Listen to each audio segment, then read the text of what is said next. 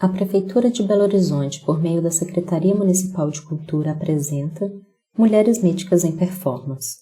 Organização: Felipe Cordeiro e Sara Rojo. Editora: Javali.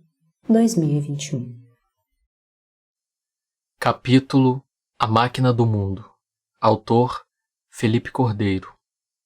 Epígrafe: E como eu palmilhasse vagamente uma estrada de Minas pedregosa, e no fecho da tarde um sino rouco se misturasse ao som dos meus sapatos, que era pausado e seco, e aves pairassem no céu de chumbo, e suas formas pretas lentamente se fossem diluindo na escuridão maior, vinda dos montes, e de meu próprio ser desenganado. A máquina do mundo se entreabriu, para quem de a romper já se esquivava, e só de o ter pensado se carpia. Abriu-se majestosa e circunspecta, sem emitir um som que fosse impuro, nem um clarão maior que o tolerável, pelas pupilas gastas na inspeção contínua e dolorosa do deserto, e pela mente exausta de mentar toda uma realidade que transcende a própria imagem sua debuxada no rosto do mistério, nos abismos. Carlos Drummond de Andrade.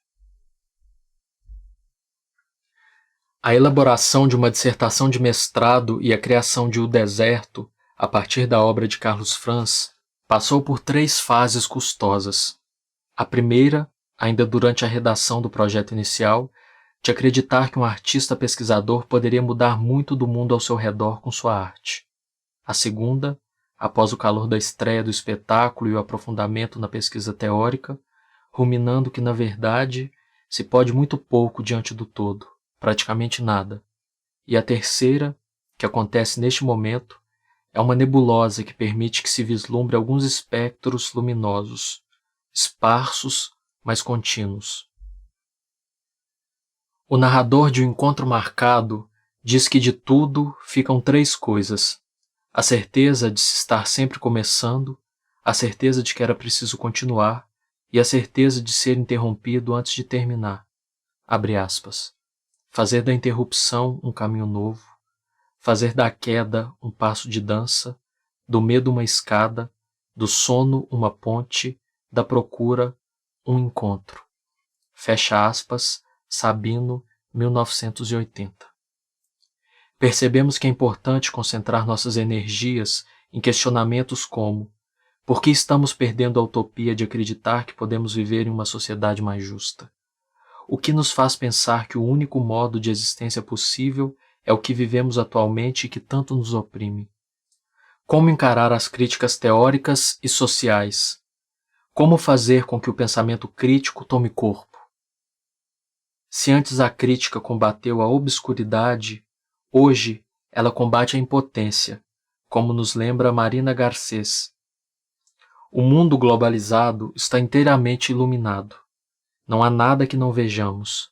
A miséria, a tortura, as explorações, as guerras, as intolerâncias, os preconceitos, etc., se expõem à plena luz do sol ou das telas de prata. E, no entanto, pouco podemos. Sobre nós, sobre o mundo.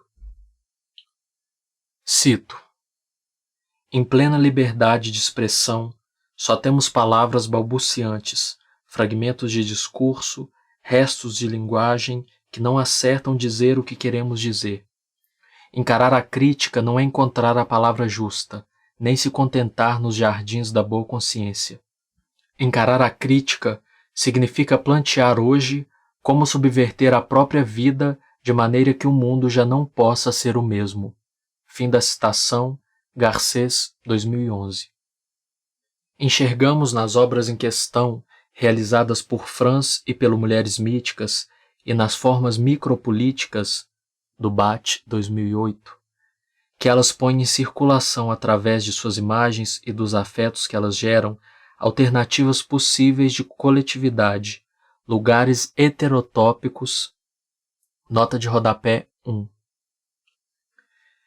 Michel Foucault reflexiona que há em toda cultura lugares reais, efetivos, que são delineados na própria instituição da sociedade e que são espécies de contraposicionamentos, utopias efetivamente realizadas, nas quais as alocações reais e, abre aspas, todos os outros posicionamentos reais que se podem encontrar no interior da cultura estão ao mesmo tempo representados, contestados e invertidos. Espécies de lugares que estão fora de todos os lugares, embora eles sejam efetivamente localizáveis. Fim da citação. Foucault, 2009. Fim da nota de rodapé. Para organizar nossa negatividade.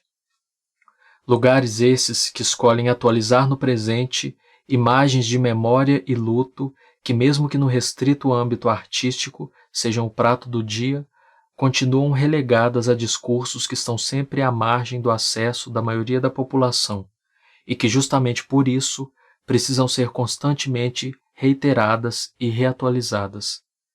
Lugares que friccionam a documentação arquivística convencional, trazendo à tona uma espécie de anarquivismo. Nota de rodapé 2.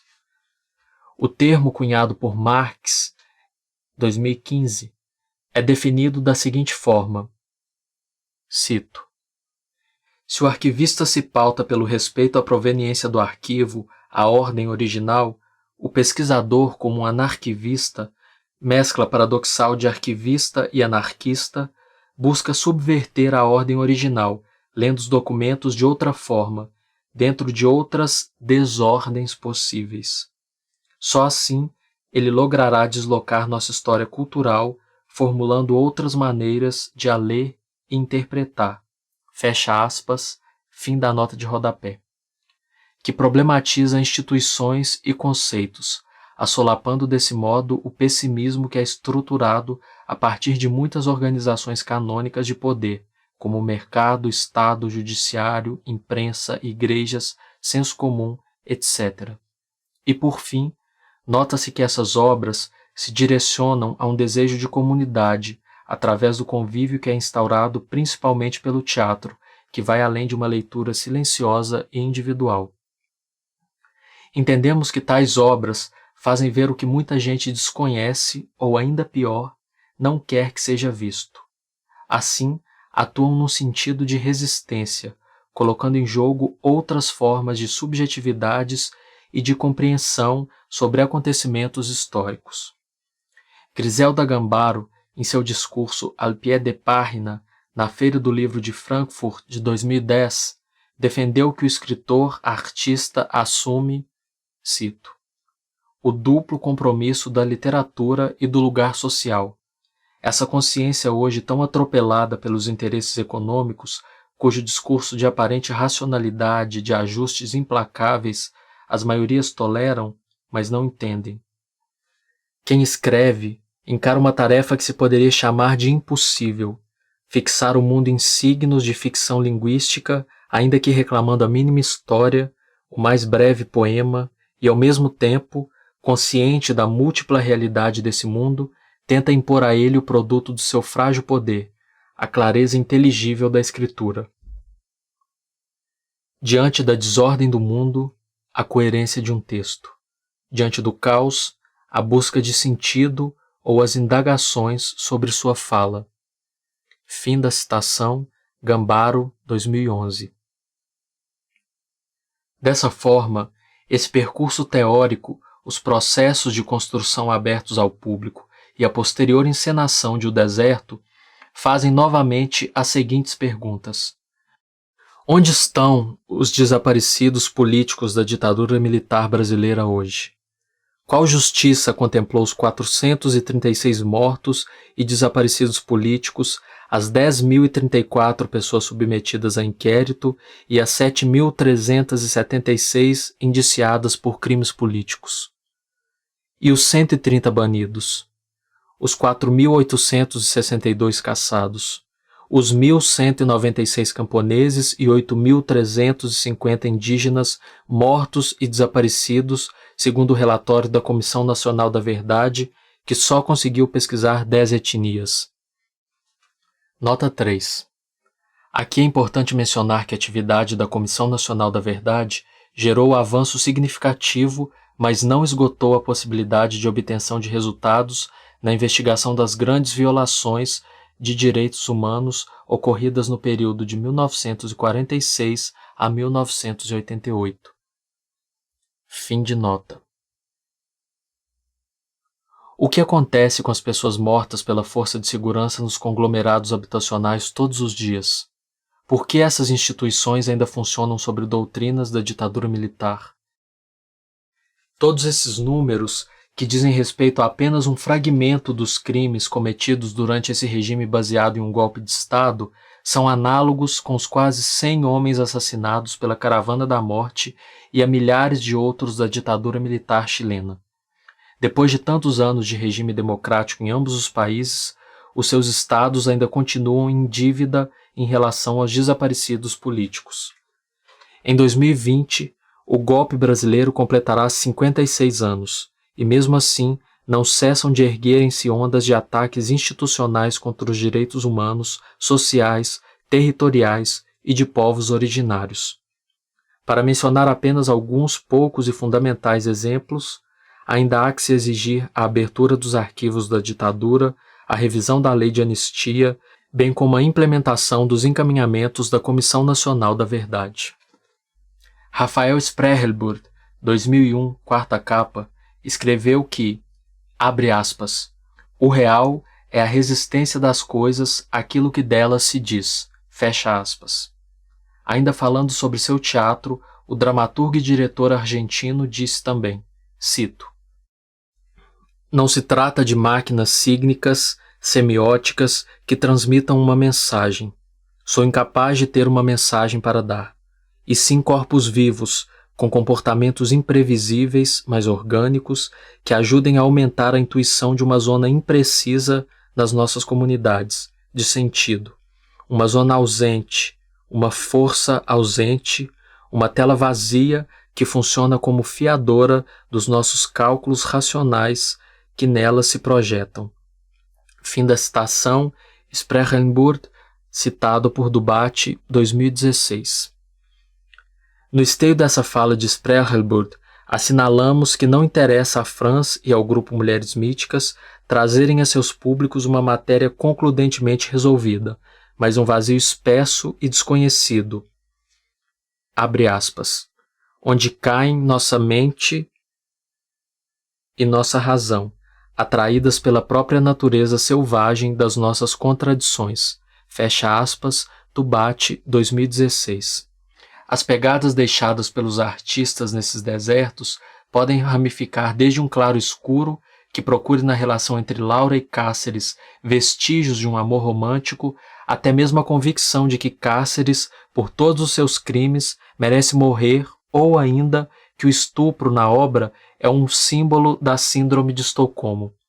Mas, em nossa leitura, o que mais interessou ao grupo foi a discussão acerca da justiça do possível, ou seja, de uma justiça que nasce do choque entre, pelo menos, duas correntes ideológicas e éticas distintas. Essa justiça do possível pode produzir resultados como as leis de anistia, que surgem como única conciliação possível naquele momento, porém, com o passar dos anos e das descobertas, deixam entrever as faces de todos os horrores escondidos por trás dessa máscara da legalidade, como resultados desse modelo de acordo. É quando se percebe, por exemplo, que as leis de anistia não são suficientes e, por isso, surgem novos embates, exigindo a revisão dessas alianças realizadas nos períodos de transição democrática, quando não era possível pedir punições mais incisivas contra os ditadores e seus apoiadores, sob o risco de eles não permitirem a retomada democrática. As figurações do Apolíneo e do Dionisíaco, apresentadas na obra de Franz, já nos atentam para o choque existente entre os procedimentos das ciências jurídicas e das ciências do direito com as próprias limitações da condição humana. Como vimos, ao longo de diferentes períodos históricos, inúmeras contradições vêm à tona quando se tenta viver em sociedade. Para além do trabalho com a justiça, há também a memória dos mortos, que se insere como ato memorialístico tanto na literatura quanto no teatro em períodos pós-ditatoriais na América Latina. A ação de evocar quem já não está entre nós faz com que os mortos se presentifiquem na memória dos receptores. Segundo Jorge Dubat, 2016, essa estimulação funciona, abre aspas, por construção de ausência ou de vazio a ser preenchido, fecha aspas. Segundo o pesquisador argentino, em seu livro O Teatro dos Mortos, Introdução a uma Filosofia do Teatro, de 2016, falar nesses mortos não significa apenas tratar das vítimas dos períodos totalitários, nem considerar o próprio teatro apenas como um evento que se caracteriza por inúmeras perdas, como a fração mínima da literatura que sobreviveu e chegou até nós. Nota 4. Mesmo sendo mais de 2.000 autores que chegaram até a atualidade, sabemos que esse número talvez represente cerca de apenas 10% de tudo que foi produzido naquele período. Fim da nota. Trata da possibilidade de sobrevivência da produção realizada por artistas que hoje já estão mortos e que, de um jeito misterioso, voltam muitas vezes em que se produz um evento teatral. Nesse aspecto, além de resguardar a memória dos mortos, esses trabalhos de luto não buscam substituir os mortos, mas mudar a relação com eles, criando uma nova potência de acontecimento, um novo amor à vida. Porque, embora os mortos tenham levado uma pequena parte dos que continuam vivos, como nos lembrou Franz em seu diálogo com Nietzsche, 1978, há que se cuidar da vida, até mesmo para que não se permitam mais assassinatos políticos. Mediante tais especulações apresentadas, concluímos que este trabalho se insere no lugar que o artista pesquisador mais domina, ou seja, o específico, acadêmico e artístico. E, desse lugar que lhe cabe, percebemos que as obras apresentadas nesse projeto cumprem 3 funções. Nota 5. Para a enumeração dessas funções, nos baseamos livremente na metodologia proposta por Dubat, 2016, que orienta algumas interseções entre o trabalho de artistas, pesquisadores e as múltiplas relações que são estabelecidas a partir desses 2 polos complementares. Fim da nota. Importantes com relação aos períodos históricos sobre os quais decidiu se debruçar. 1. Aplicação. A pesquisa foi projetada para outros âmbitos além do acadêmico, tendo sido apresentada à comunidade em diferentes momentos de seu percurso, destacando-se as apresentações do espetáculo. Esses atos, que favorecem a extensão, reforçam um compromisso social do conhecimento científico a partir de demandas sociais que estejam em pauta na atualidade. Neste caso, buscaram-se diferentes alternativas de compartilhamento de narrativas, apuradas com rigor e oriundas de múltiplas vozes, sobre eventos traumáticos que compõem nossa história recente. Mesmo que em pequena escala, esses encontros oferecem às pessoas presentes uma gama de informações que tem por objetivo estimular reflexões cada vez mais críticas sobre esses períodos históricos. 2. Difusão. A partir desta pesquisa, diversos veículos de jornalismo e outras mídias sociais apresentaram críticas, resenhas e reportagens sobre as obras, ampliando dessa maneira o espectro de circulação de notícias sobre o que foi a Caravana da Morte e também algumas das ditaduras militares latino-americanas. Como mostramos, muitos desses documentos e relatos acabam sendo restritos ao ambiente privado das próprias famílias e pessoas que sofreram diretamente essas perdas, pois existe pouco interesse dos veículos de comunicação em massa em difundir esses dados. 3. Arquivo.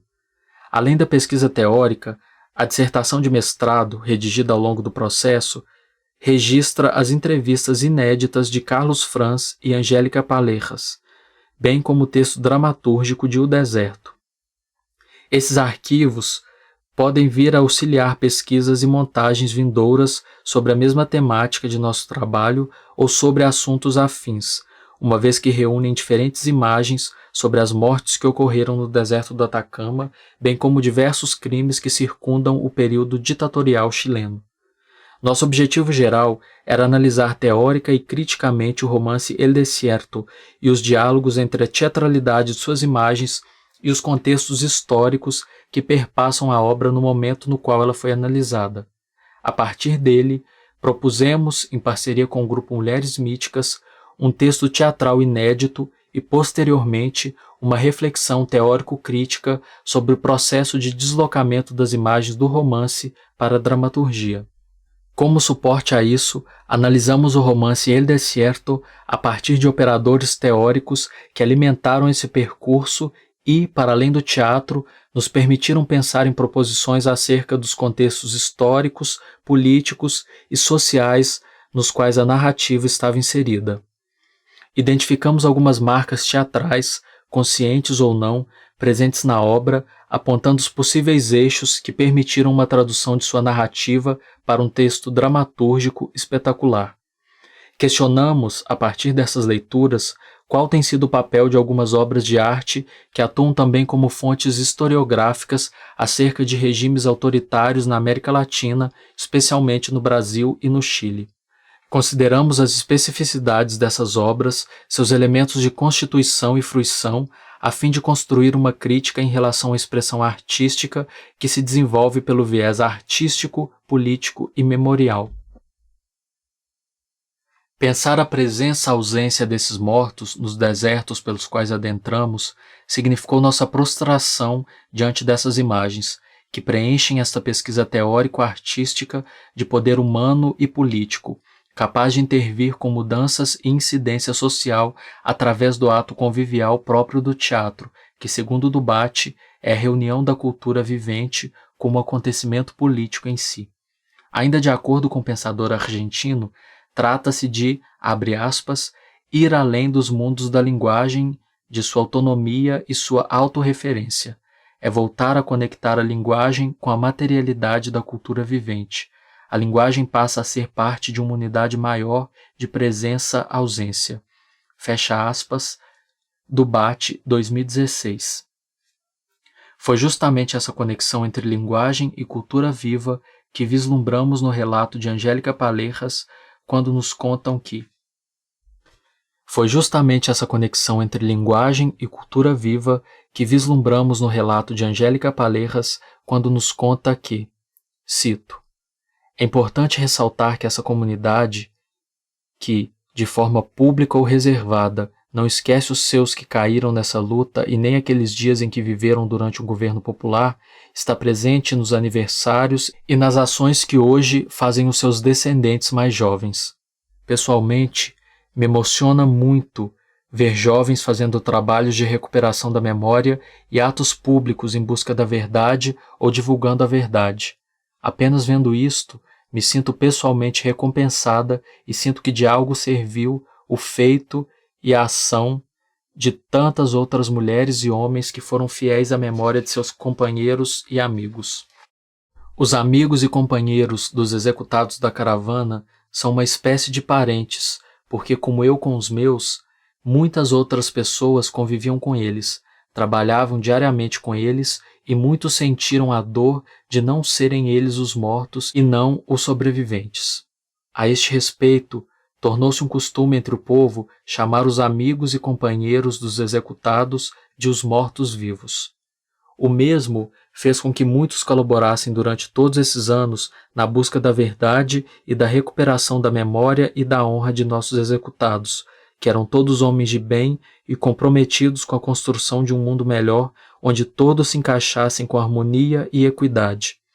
Eles acreditavam no amor e por amor trabalhavam diariamente construindo o futuro que sonhavam. E é por isso que as pessoas os amam, se lembram deles e os respeitam. E é por isso que formamos uma agrupação de familiares, amigos e companheiros de executados políticos e detidos desaparecidos de Copiapó, onde pessoas de todas as idades participam e que agora convoca todas as atividades que são feitas em relação ao assunto e aos fatos. Fim da citação. Sabemos que não podemos apontar uma forma ideal de enunciação dessas imagens de ausências, uma vez que lidar com o humano é lidar com algo que continua a ser feito e desfeito constantemente. Butler, 2015. No entanto, vimos durante este trabalho que talvez uma alternativa para a expansão dessas linguagens resida justamente no corpo. Este, que é atravessado por diferentes memórias e que é capaz de se sensibilizar com a dor do outro, mesmo porque esse próprio corpo porta em si violências, silêncios e fantasmas que não podem ser ignorados. Corpo que é capaz de ir às ruas junto de outros corpos para se pronunciarem contra a barbárie, para exigir que ela não se repita.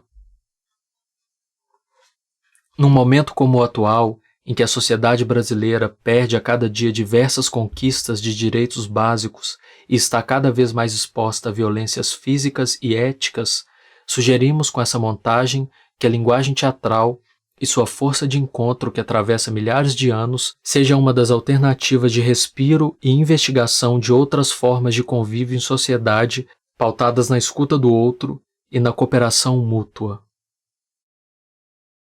Referências: Judith Butler, Relatar a si mesmo. Jorge Dubaty, Cartografia teatral. Jorge Dubaty, O Teatro dos Mortos. Introdução a uma filosofia teatral. Carlos Franz, El Desierto. Michel Foucault, Outros espaços. Marina Garcés, Que podemos hacer?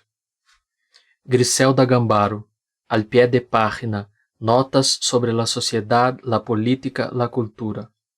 Reinaldo Marques, Ficções do arquivo, o literário e o contemporâneo. Nietzsche, A origem da tragédia. Rafael Sprengelburg, Fractal, una especulação científica.